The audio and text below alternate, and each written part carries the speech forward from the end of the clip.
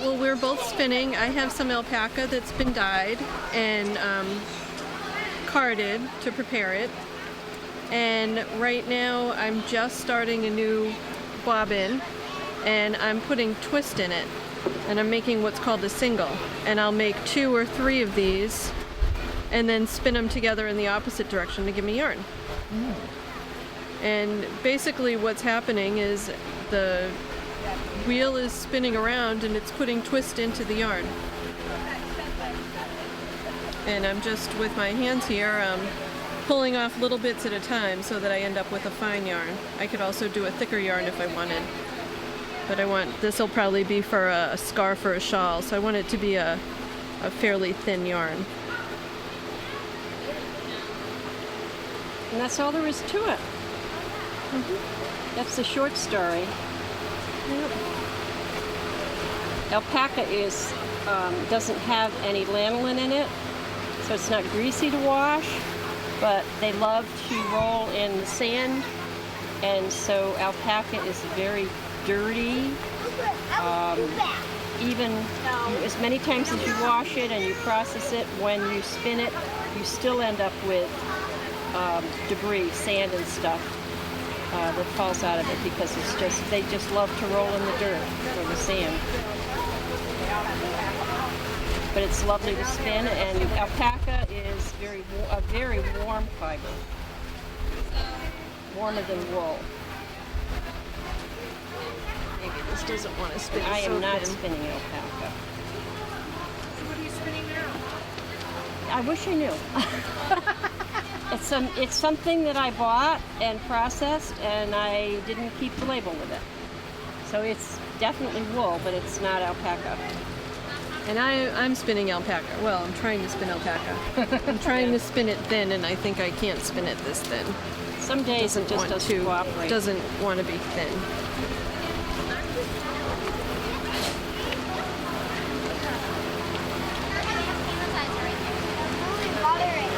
Oh, yummy. And what I'm making will be a very rustic yarn as opposed to what you're trying to make, which would be a very fine yarn. Is it the best big popcorn ever? Do you guys want to look at the animals?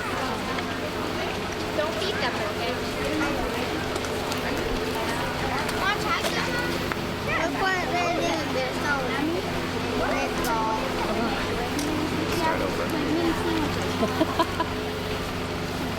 Is it the camera this time? Well, yeah, and also just I hadn't really started this Guys, I yet. see a piggy.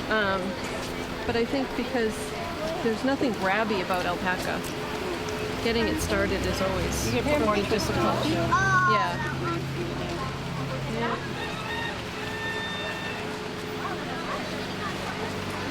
If that's baby alpaca, it doesn't have the length. Yeah, I don't think this is baby. I don't think it's super soft. Alright, I'm going to try it for a little thicker this time. See if that works better.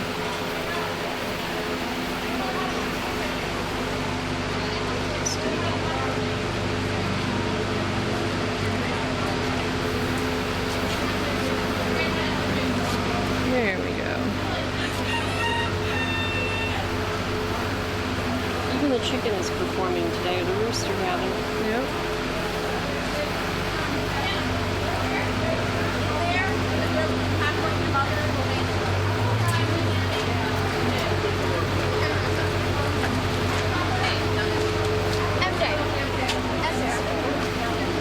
Thank you. Okay, guys. What do you like about it? Huh? Come on, other than that, what about a special animal? Alpaca? What do you guys see the pig yet? Yeah. Well, I asked what's your favorite. Hi, how are you? She said the popcorn. Good. Popcorn anywhere. All right, the pig. There we go. How about yourself? Yeah. Hey, did you get a hayride around the farm?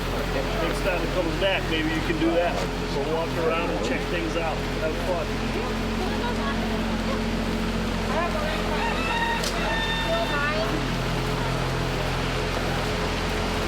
can see what this will be like if I made a 2-ply yarn. Yeah. How are you? So how would you make it be 2-ply? You have to do one You do and 2 then bobbins, and then you put one on each one of these or any other holder, okay. So and then do you it all at the ply same them time. together. So this time my ply is going this way. The twist is going in. Well, actually, the twist is going in. Yeah, the twist is going in that way. And then when you ply them together, you go in the opposite direction, and it takes a little bit of the twist out of this. So you over twist it just a bit, and then you end up with a 2-ply, or you can do a 3 or a 4, or whatever. And this is going to be kind of a rustic yarn. I'm trying a new technique that I really haven't gotten at, so, but okay, it is. It is. But it's very relaxing, and if you're a knitter, Relaxing? yes. Yeah, It is Your very idea of she's a relaxing weaver. is different from Yeah. mine. She's a Well, weaver, no, but but I mean, if you're a knitter or a weaver, have you ever worked with homespun? no, I don't think I ever have, no. Yeah, it's so satisfying. I mean, when you start knitting as a kid or as a young adult, it's Joanne fabrics and acrylic. Right. And then you find out there's a better acrylic, and then you all of a sudden discover there's wool. And then you discover that there's a difference between spending $5 on a skein yarn and spending $25, as you well know. Yeah. And then you learn to spin. And that's just a whole And other. it's just another, it's just another layer. But And then you can spin make, and you have too much yarn and you learn to weave so that yeah, you can and use you your learn yarn to weave. faster. And you can, So but do you weave? Yeah. I We just both- yeah, we started. both Oh. do, yeah. Just But you started. make what you want, and you can create. You can then once you start spinning, you say, well, why don't I buy a fleece? Because then I can. So then you buy a fleece, Yeah. and then you say, well, if I'm going to buy a Why fleece, don't why don't I have the- dye it? So I thought you were this saying I thought you were So- going to get the this was Get the a lamp. fleece that I bought. It was cream colored. I dyed it green, and then I washed it, and I brushed it, combed it, carded it, and it will eventually be a sweater. Oh. Yeah. So it just it just goes on and it goes on and on. I just hold So, up. Yeah, Oh, it's light as it looks. Yeah. Okay. yeah, Yeah, and I've got some- and it's the machine that you card it on has teeth all over Right, it, and right, you run right. it through. That's not a real soft. It's not gonna. So you take it off, and you can still smell the soft. soaps and the sheepy smells and the. And as I spin it, I'll pick all this little so there's extra our stuff. package here. Uh-huh. You get it. I get. But yeah, I so have it's, gotten you have to a comb it couple and get it fleece ready. from her. And if you saw what this looked like yeah, they make when it really came nice off the soft sheep, yarn. you'd be Yeah. amazed already at how different it looks. And then the next step would be to make it into yarn. But as you know, I assume you know. And then because with of the yarn, I memory. can do anything with So it too. I you can want to weave, spin I it can with knit, like 25. And you recently 25.75. bought a loom. I actually recently acquired a loom for free, a 16 But any harness greater table than loom. that, and For make free. it greater, and it just Yeah. keeps Missouri growing loom, and so I was growing. Yeah, very very lucky. good, Put a little work into Okay, it. that's what you're looking for. Yeah, but it's 16 for a- harness. I mean, you for a can get an scarf awful or shawl. I figure complex it'll piece of, last me for a while. Yeah, I don't think I'll year, outgrow it. I Yeah, right, dyed right. some So yeah, I'm working on my first kind of scarf. a How wide? Foot? No, it's tropical probably about that Table wide. loom up that wide. Wow. Yeah. and it's a I big gave it table. to Gina to spin, and she spun it, Cool. and then for my birthday she gave it back I'm very to me as a excited. shawl. Yeah. Oh, very That's good. lucky. Yeah. Do you live Of course, around I should here? wear or- it I live in Right. Blue. Too way too warm Yeah. today. So But eventually I'll it's show you. just, it's like this. Susan was the one that What saw led it you to weave on Ravelry, that somebody was looking at. Yeah, They the were lady not at going to be Strip able to fix it up. And Yeah. she Somebody wanted to see doing it. it Yeah. on sale. But this is, So I said, I have that you home. can have days when nothing seems to work. I do at least, and I just want to walk away from it. And then, for the most part, it's really, it's meant, you just kind of do it. You sit and watch TV or listen to Audible You get or. a nice little slug that's Yeah. so pretty in it. Oh, okay. I mean, that's when you said table loom. Yeah, it's on a stand. Oh, that's Yes, on a- yes, okay. yes. That's The my one time free I acquisition. shouldn't have for told free. you about something. You can see it. Oh, okay. All righty. 16 harnesses. Free. Yeah, I like the price. Yeah. I don't have to use all 16. Well, right now I just, what do you call it when you replace all the The harnesses? ropes that go off of the harness? Oh, so yours? Yeah, you have It a jack needed, one. First, yeah, it needed a little help when you Yeah. got it. Yeah. So Pushes up. I went to Webb's and I got the yeah. cords and stuff, and I just redid 4 of them so that I could get a feel for how I liked it and stuff. So It's 3 foot. 4 harnesses is, you could do a I lot figure of it. 4 will last me a while. Yeah. Right. It'll be a I long started out time with before 4 I get and into even I have 8. 8 now, but I figured Yeah. we'll still only read 4 because Yeah, there's yeah. a lot of nice patterns. Yeah, but I wasn't going to say no. I'm going to hold over. Yeah, no, I don't want these 16. No, thank you. Yeah, exactly. I figure I'll grow into it. So. And I've just got a flip room. I don't have room in my house for anything any bigger. Yeah, you have to have a whole room for your own. You got one.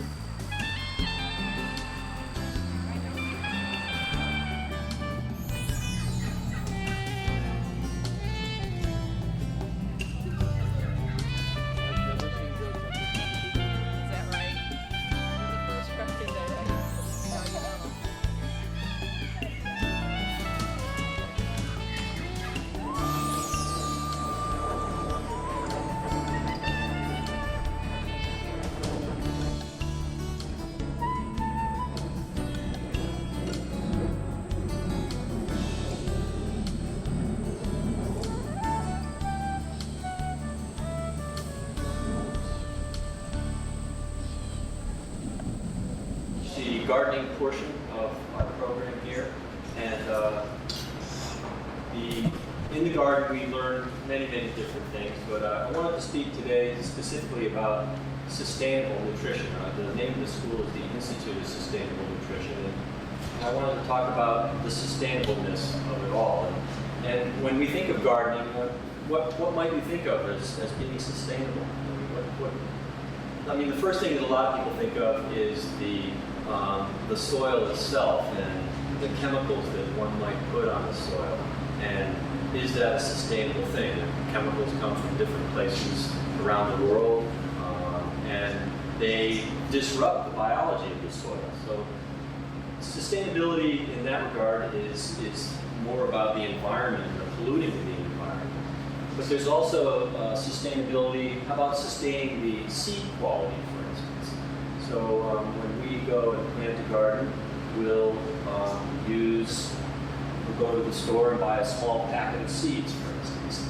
The seeds we buy are graded seeds, and normally the ones we buy in little packages are at the low end of the seed quality spectrum. So in that regard, if we buy seeds from the store year after year, by definition, we're setting ourselves back to the same place we were the year before by buying those low-quality seeds. I think it was George Washington said that selling bad seed is the worst of bad things to do to your neighbor, because not only does it rob you of this year's crop, but it also robs you of the potential to improve that seed quality year after year. So if I have a seed and I put it into a soil that I have nurtured and has lots of minerals in it and has lots of biology in it, then that seed will increase its genetic potential. And so the following year, those seeds that I collect from that tomato or whatever it might be will be genetically more advanced than the ones that I started the year before. Also, if for instance, I live up on a hill where it's a little cooler than it is here, and I want to make sure that my tomatoes actually ripen up. It would be nice if they ripened up in August rather than in September, for instance. So this year, for instance, I picked the first tomato that I got off my vine, and I measured the refractive index of it so that I knew that it was a really high-end, high-quality tomato. And those are the seeds that I'm going to save for my growing next year. Now what I've done is I've selected the seed from the first tomato that ripened up in my garden. So I'm promoting that early fruiting plant, rather than if I selected a seed at the end of the growing season, I'd be promoting a later growing fruit. And so what I do is I try and take those tomatoes that I pick early in the year, and of course I eat them, which is probably the best part, but I'll also measure the refractive index, make sure it's a high-end tomato, and then I'll take those seeds and I'll write down the date I got the plant, I'll write down the refractive index of the fruit itself and the type of tomato that it was. And so come fall, I now have a whole bunch of little jars like this of different tomato seeds in them, and I will determine which ones I want to grow next year. And so I am sustaining the quality of the seeds that I'm growing. I'm not relying on a corporation or a business to sell me the seeds that they want to, again, usually the low-end quality seeds. And so now I'm able to move my tomato crops and the genetic potential of my tomatoes towards a higher-end tomato. So why is that important? Well, so we talked a little bit earlier about the properties of herbs and other plants and the garlic and things like that. Well, let's go back to the tomato for a minute. All tomatoes are not created equally. You know that the tomato that you eat in February doesn't taste very good. It's got that cardboardy type flavor, and it's not very flavorful, especially compared to the ones that you grew in your garden later in the summer.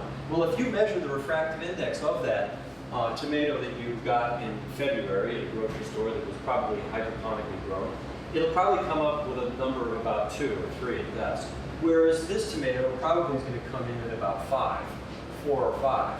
And so by having a higher refractive index, i.e. a higher sugar content, i.e. a healthier tomato, I'm going to get those higher order compounds that I'm looking for in a tomato in that one that has that higher refractive index compared to the one that has the low one with no flavor. So you can determine the quality of the plant by tasting it, literally. If you taste a tomato and it's got those lovely salty flavors in it, then odds are it's a good healthy tomato compared to that bland one that you might have picked or eaten in February. And what the ramifications of that is that the higher order compounds that you're looking for in the tomato is going to be in that one that tastes better. It's not going to be in the one that doesn't taste as good. So I want to make sure that I'm improving the quality of my fruits and vegetables year to year, over and over again. So it's, in fact, it's more than sustaining the seed that we were talking about earlier. It's how do I improve the seed? Sustainability is fine as long as everything's perfect and you're up at the high end of everything being healthy. But in fact, most of the things that we grow are not. An example, I'll go back to the tomato again, seeing as we're talking about tomatoes here. There is a list that has a range of the refractive index of fruits and vegetables that was put together by a guy by the name of Carey Reams in the 1940s. 1940, right? How many years ago? Yeah, okay. A long time ago. And if you look at the ranges for tomatoes specifically, a low end, a poor tomato comes in at about a 4. And a high-end tomato comes in at about a 12. Well, most of the tomatoes that you're going to buy in a store or even in a farm stand may be coming in at 5 or 4. So in fact, that tomato that we're eating that we think tastes so good is really at the low end of the range of tomatoes according to a scale that was put out in the 1940s. Very interesting. So can you imagine what a tomato that measured 8 or 10 might even taste like? Pretty cool. So sustainability in seeds is one of the things that we'll discuss as we go through the year in this program. How do I sustain the quality of the seeds that I'm trying to grow? And in fact, how do I improve the quality of the seeds that I'm growing throughout the year?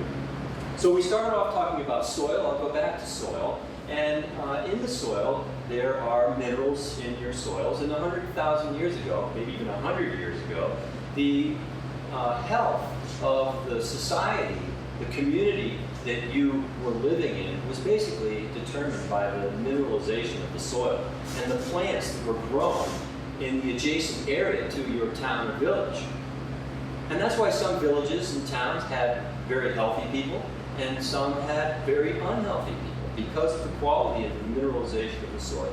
So now we're going to talk about sustaining the mineralization of the soil that we're going to be growing our fruits and vegetables. Again, if it were perfect and lovely and completely mineralized, we would be in fact sustaining that. But in fact, most of the soils that are grown, that have the products that we eat or grown in, have very, very poor quality mineralization. And so we're left with, again, not is sustaining that mineralization of the soil, but improving the mineralization of those soils. So how do we do that? Do you guys garden? Gardeners, anybody? So how do you improve the mineralization of your soils? Yes, you in the rear room. Me? Sure, you. Compost or mineralizing with floats. Really? What the heck's a float? I'm going to defer to you. Oh, so compost. So I've been gardening for forever, since I was a kid, and I call the gardening style that I did for years and years organic by neglect. And what I mean by that is I would only put compost and manure on my garden. But in doing so, I'm adding lots of nitrogen and I'm adding lots of humus. But essentially, there's no minerals.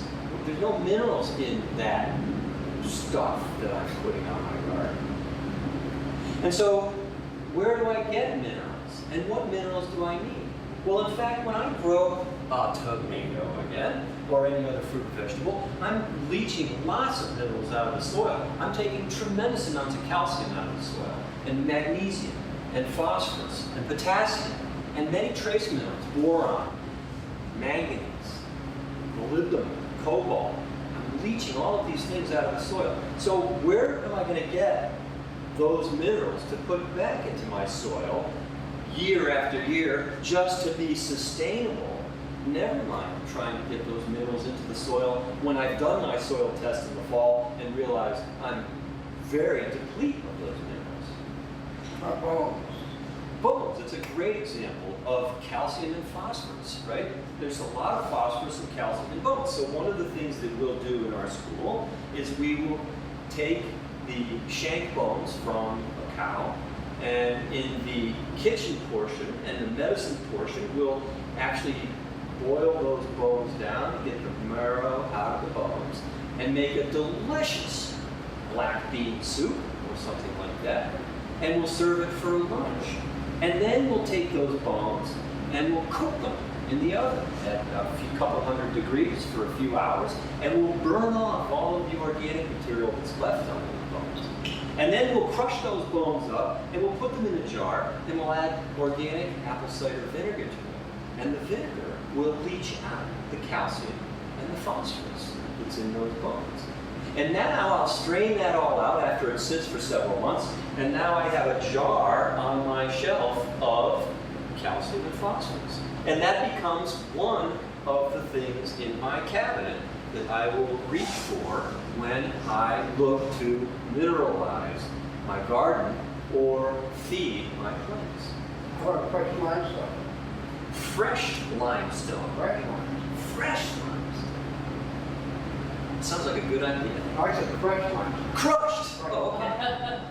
Excellent. And in fact, that is one of the floats that Joan was referring to. Now, all limestone is not created equally. Limestone is essentially calcium carbonate, but in many of the mines that are around Connecticut, a lot of that has magnesium in it as well. And so that's called dolomitic lime. Dolomitic? Oh yeah. Right? So that has calcium, and magnesium in it. So I would recommend that you do not use dolomitic lime, and the reason for that is that one of the most important ratios of minerals to have in your soil is the ratio between calcium and magnesium. In fact, the tilth, the areas of your soil, will be determined by that ratio. When we were young gardeners, organic by neglect gardeners, we were told by the communities, Rodales and other places that we might have respected back in the day, that compost was all we needed. And so we'd add compost and add compost and add compost. But in fact, that may or may not have changed the tilth of the soil much at all. In fact, by adding the calcium, the crushed calcium that you're referring to, is how we make that soil nice and loose. And so that's why calcium in just the calcium form is important without the magnesium, because it's the magnesium in the soil that makes it hard packed. So, one of the things that I've done is looked at all of the quarries around the local area and done spectral analysis of those quarries and found that there are some quarries that have 99.5% pure calcium carbonate. In fact, there's one in Adams, Massachusetts on Route 8, right on Route 8, Special Minerals.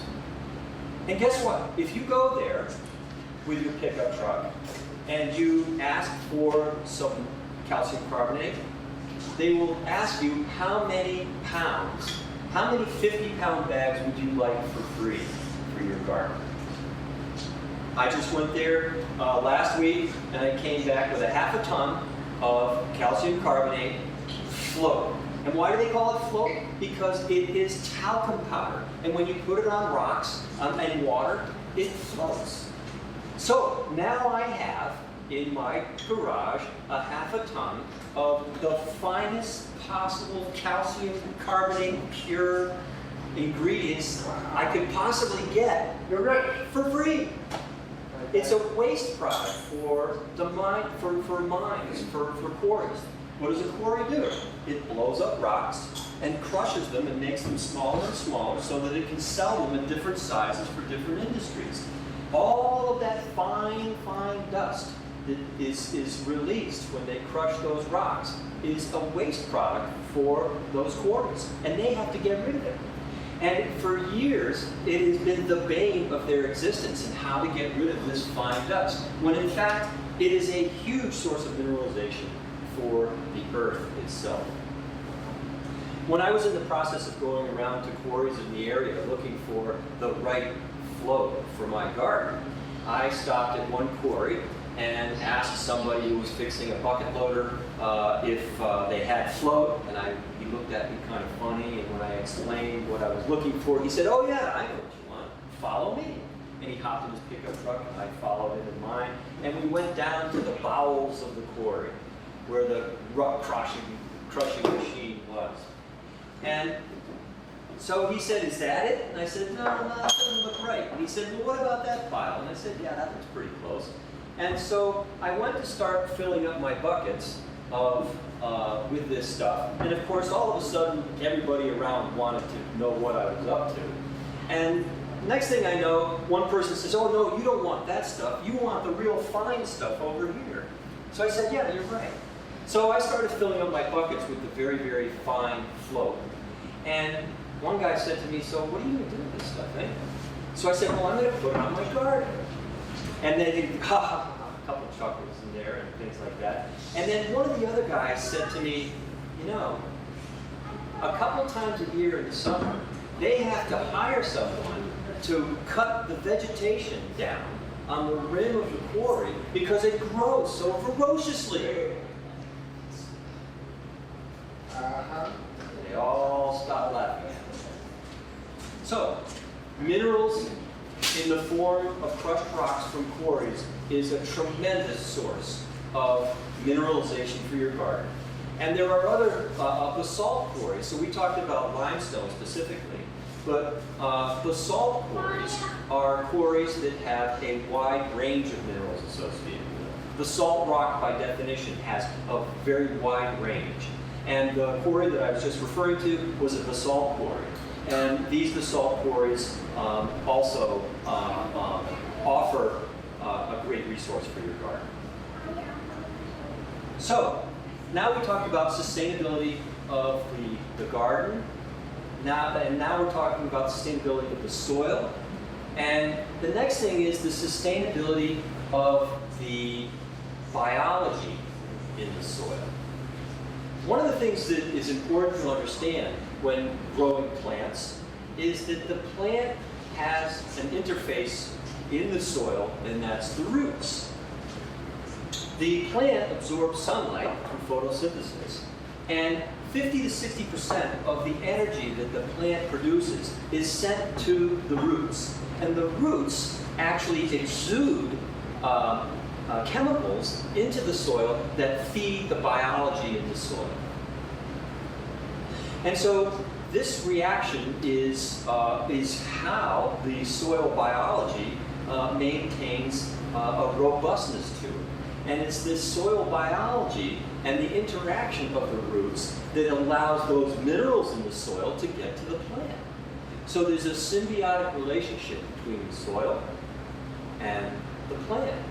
So I'm taking all these crushed rocks and I'm putting them in my soil, and I'm relying on the biology and the roots to break down that crushed rock. The single-celled animals that are in the soil, and then the next bigger layers, the bacteria, the funguses, the mole crickets, all of these different animals that are in the soil now are going to be absorbing those minerals, passing them through their body, and making them into a plant available form. So the next thing is, how do I maintain this? How do I sustain the biology in my soil? Well, if I'm a chemical farmer and I'm putting down glyphosate, for instance, Roundup, I am chelating the minerals in the soil. That's what Roundup does. Roundup actually takes the minerals that are available in the soil and binds them up chemically so that they're no longer available for the life in the soil to use. That's why the weeds die, right? I apply Roundup. The Roundup eliminates the availability of those minerals, binds them up, and so the plant no longer can get those minerals and they die. So, the first thing I want to do is not use chemicals on my soil to make sure that that biology stays alive by virtue of the minerals that are in the soil being available. The other thing that some of these chemicals that we put on our soil do is it bypasses the natural relationship between what's going on in the soil between the roots and the bacteria and fungus. An example of that would be nitrogen. A lot of people put nitrogen into their soil. Well, if I put nitrogen into my soil, then my plant has soil available to it, so it no longer will exude the food that will cause bacteria creating nitrogen to thrive on, right? If I'm a plant and I'm getting all the nitrogen I need because somebody's putting nitrogen on it, then I'm not going to bother exuding those things that feed the biology that would create the nitrogen for me had the nitrogen not been there. So I'm bypassing that food web cycle. It's the same thing that happens with the human endocrine system. Yeah, exactly. In fact, So it's easy for me when you say it, a light bulb goes off. yes. In fact, many of the things that we're going to discuss here are greatly tied to the human body. And in fact, in our program, as we've gone through the year, when Allison and Joan talk about the human body and the interactions of the human body, what we find is that the plant relationship is very, very similar. But so the point is that when I'm adding nitrogen to my soil, then I am teaching the plant that it does not have to create its own nitrogen. And it won't. And so when the nitrogen that I'm adding to my soil suddenly runs out, then the plant will no longer flourish because it doesn't have any more and it has not put forth the energy to facilitate that relationship. So I have to put more on, and I have to put more on, and I have to put more on, and I have to put more on. So, the sustainability, how do I sustain the life of my soil? Well, one of the things that we do is we actually capture the elusive indigenous microorganisms. I'll take a box of rice and put a cloth over it, put a screen over it, and I will bury that box of rice in my compost pile. And what happens is the biology in that compost pile, the microorganisms and the biology in the compost pile will start growing on the rice. So now I have captured the life in the soil, literally. I will take that and ferment it. And I end up with this sweet-smelling, miso-y, lovely, gooey stuff. And so then I take that and I use that to inoculate my seeds and to inoculate my soil. And the microorganisms have eaten the rice and become this. Yes, and by fermenting them in brown sugar, I'm feeding them more, and I'm getting them into a more of a suspended state. I still have to keep that in the refrigerator because it's quite alive, and if I leave it outside, it'll turn to gruel really quickly. So the next thing I'll do is I'll take that microorganism in the jar that I fermented, and I will add it to wheat bran. I'll take 50 pounds, actually we used 150 pounds of wheat bran, and we mixed with that water, not just any kind of water. Remember the bone?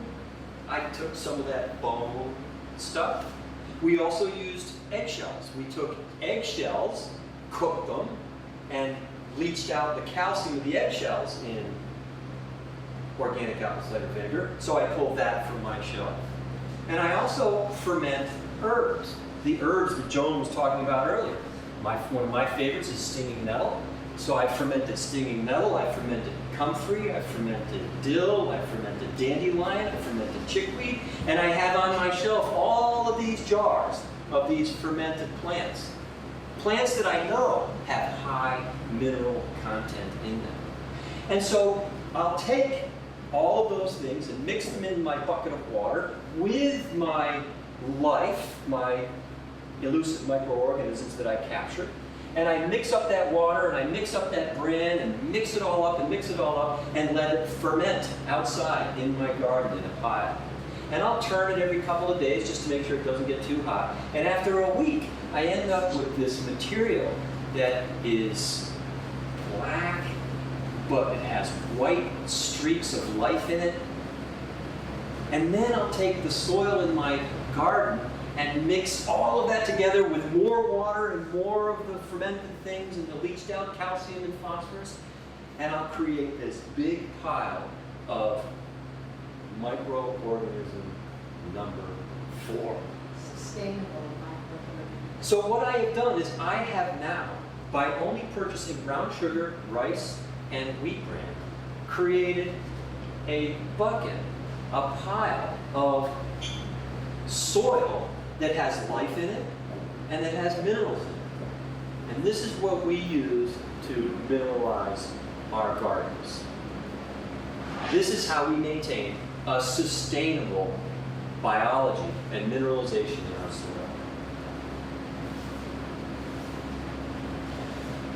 So what else? So we talked about the sustainability of seeds. We talked about the sustainability of the life in the soil. We talked about the sustainability of the minerals in the soil. Let's talk about the sustainability of us, right? I want to make sure that I have all those minerals. I want to make sure that I sustain my level of health. It could be argued that the health of an individual or the bad health of an individual is related to the lack of minerals that individual has. If we maintain a proper mineral level within ourselves, we're going to stay healthy.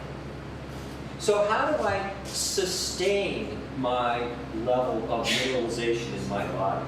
Well, I go back to the discussion that we've had all along. If I was in very, very good health and I already had all those minerals in it, I would indeed be sustaining that level. But in fact, that's not the case. So I'm trying to improve that level to a place where maybe sometime I can sustain it. So how do I get those minerals in myself? Well, we talked about tomatoes. Let's talk about blueberries, for instance. So blueberries are said to have antioxidants in them, right? Everybody's heard that probably. And so we're apt to go and eat blueberries so that we can get those antioxidants. Well, I go back to say that all blueberries are not the same. And a blueberry that has a low refractive index is not going to have those high-end compounds that the blueberry with the high refractive index would have. In other words, I want to make sure I'm eating the healthiest blueberry I possibly can in order to get those antioxidants and those higher order compounds. So how do I do that? How do I know? How do I know that this is a good or a bad tomato? How do I know that this is a good or bad blueberry? Well, I can measure the refractive index of that blueberry or that tomato. This is a refractometer, and it measures the refraction of the sap of a fruit or vegetable or whatever it might be, and it will measure the percent sucrose in that sap. Higher percent sucrose, better health of the fruit or vegetable that I'm eating. So let's talk about refraction. Anybody? Anybody want to go there?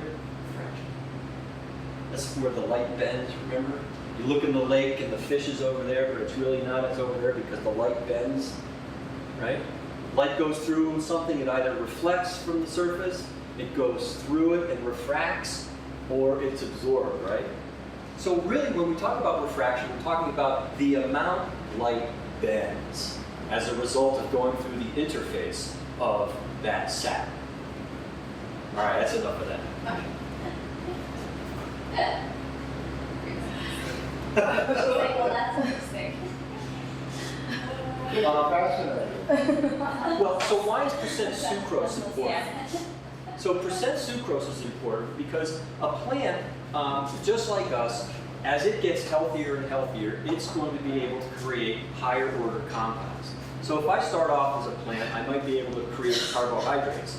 As I get healthier and healthier and I get the minerals and the energy that I need, I can start to create proteins. If I get healthier and healthier still and have more of the stuff that I need to make food, I'll eventually create lipids, fats, right? And those fats on a plant show up on that really nice, thick green surface on the leaves. When you look at your tomato leaf and you can see it's all gnarly and vibrantly green and it feels waxy, right? That's lipids. Those are the fats actually being put onto the surface of the leaf. Well, the next level is secondary metabolites, where the plant can actually create those antioxidants and other higher order compounds. And those are the ones that I really want to eat. So by measuring the percent sucrose of something, I'm measuring a plant's ability to create those higher order compounds. And so I use this device for several reasons, for several purposes. One, when I go to different places to buy food, I'm going to measure the refractive index of the tomato I get from this farm, or this grocery store, or this grocery store. And by measuring those things, I'm going to determine where the highest quality tomato is going to be. Same with blueberries, same with lettuces, same with all of the fruits and vegetables that are out there. So measuring the refractive index is a tool that you can use to determine the quality of the fruits and vegetables that you're going to eat and to compare them to other sources that might be available to you.